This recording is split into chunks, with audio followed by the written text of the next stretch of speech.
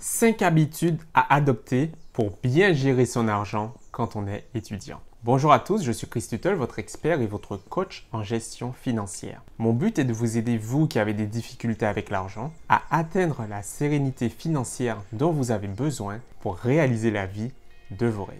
Pour recevoir beaucoup plus d'informations concernant la gestion de vos finances personnelles, je vous invite à vous abonner à la chaîne les amis si ce n'est pas encore fait, en cliquant sur le bouton s'abonner, c'est gratuit, et en cliquant aussi et surtout sur la cloche de notification qui se trouve juste à côté. Comme ça, dès qu'une nouvelle vidéo sera publiée, vous serez directement informé dans votre boîte mail. La vie étudiante, c'est vraiment l'un des meilleurs moments dans une vie. Liberté, indépendance, découverte. On bénéficie de tous ces avantages de la vie d'adulte et de cette insouciance de la jeunesse, de cette fraîcheur de l'âge en quelque sorte. Pourtant, quand on est étudiant, il y a un facteur qui bloque et qu'on ne peut pas ne pas prendre en considération. C'est l'aspect financier.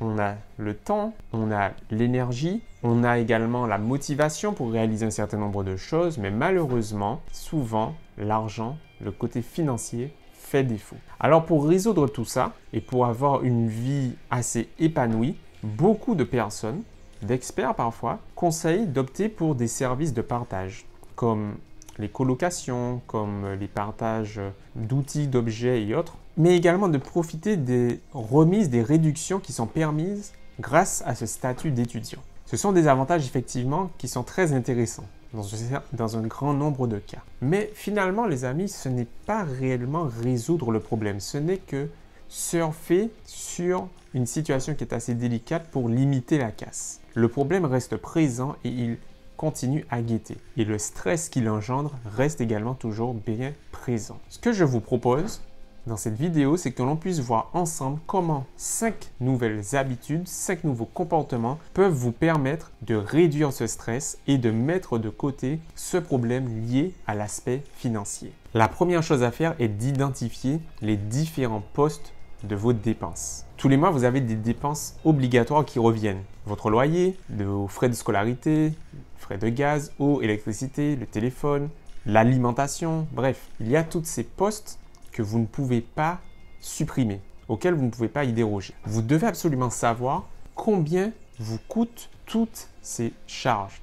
Quel est le montant de toutes ces dépenses? Et surtout savoir, est-ce que le montant total de ces postes est proportionnel à vos revenus? Il vous permettra également de voir, est-ce qu'il est possible de les réduire et combien il vous reste ensuite pour vivre. Cette démarche est donc indispensable et c'est un préalable à mettre en place. La deuxième chose, c'est de faire attention au style de vie nuisible. Vous devez faire attention à vos fréquentations, faire attention à la facilité de vie que l'on a l'impression d'avoir grâce ou à cause des réseaux sociaux, à cause également de l'environnement, de l'ambiance étudiante.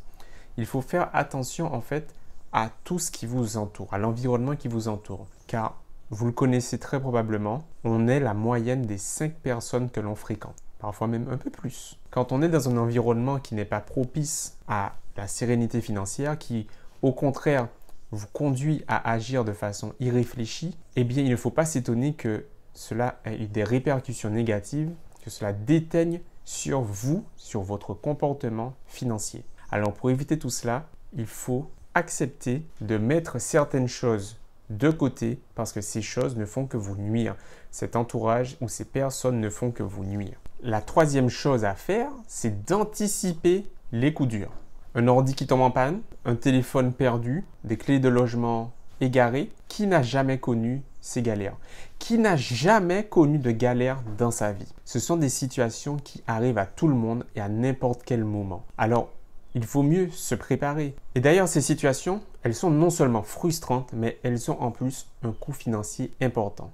Et je suis sûr que vous avez remarqué, les amis, que ces situations arrivent toujours au plus mauvais moment. Alors, la meilleure façon de s'y préparer, c'est d'épargner. Vous devez pouvoir préparer un matelas de secours pour parer à ces éventualités qui vont se réaliser un jour ou un autre. La quatrième action à mettre en place, c'est bien évidemment d'augmenter vos revenus. Si aujourd'hui, vos seuls revenus sont les aides des organismes ou des virements faits par vos parents, alors vous ne pouvez absolument pas rester dans cette situation.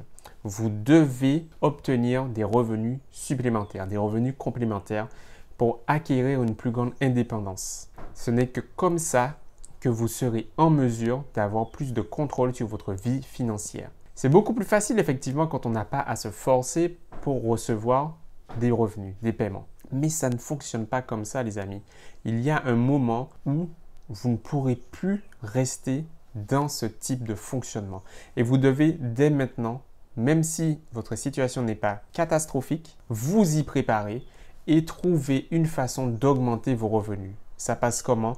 Eh bien, en trouvant un emploi, en cumulant un job à mi-temps, en vous créant des revenus complémentaires, en vendant des objets dont vous n'avez pas besoin, en mettant en place vos connaissances, votre savoir au profit de personnes qui seraient prêtes à payer le prix qu'il faut. Bref, vous ne pouvez pas rester avec comme unique source de revenus des aides d'organismes ou les versements de vos parents. Et puis augmenter ses revenus, les amis, c'est également augmenter son expérience professionnelle. C'est quelque chose qui vous sera utile dans la suite de votre parcours, de votre cheminement de vie. Et enfin, la cinquième chose à mettre en place, la cinquième nouvelle habitude est de trouver votre objectif financier. Qu'est-ce que vous voulez réellement obtenir dans votre vie? Qu'est-ce que vous souhaitez réellement réaliser dans votre vie? Une fois que vous avez trouvé cela, vous devez pouvoir évaluer combien cela vous coûtera. Vous devez pouvoir chiffrer combien ça vous coûtera. Une fois que vous avez ce plan en place, il sera beaucoup plus facile pour vous de savoir si les décisions que vous prenez vous rapprochent ou vous éloignent de votre objectif. Parce que s'amuser, les amis, c'est bien, mais en trop grande quantité, c'est beaucoup plus nuisible qu'autre chose. Et c'est une erreur que beaucoup d'étudiants réalisent et ne font que le constater bien après. Si vous souhaitez comprendre de façon beaucoup plus précise les raisons pour lesquelles vous n'arrivez pas à atteindre votre sérénité financière, j'ai réalisé un e-book qui s'intitule « 3 raisons pour lesquelles tu n'es pas heureux financièrement » et qui vous permettra de comprendre les raisons précises pour lesquelles, jusqu'à aujourd'hui, vous n'avez pas réussi à avoir une bonne gestion financière et à atteindre la sérénité financière que vous souhaitez avoir, cet épanouissement financier dont vous avez besoin. Si ça vous intéresse les amis, vous pouvez le télécharger, c'est gratuit.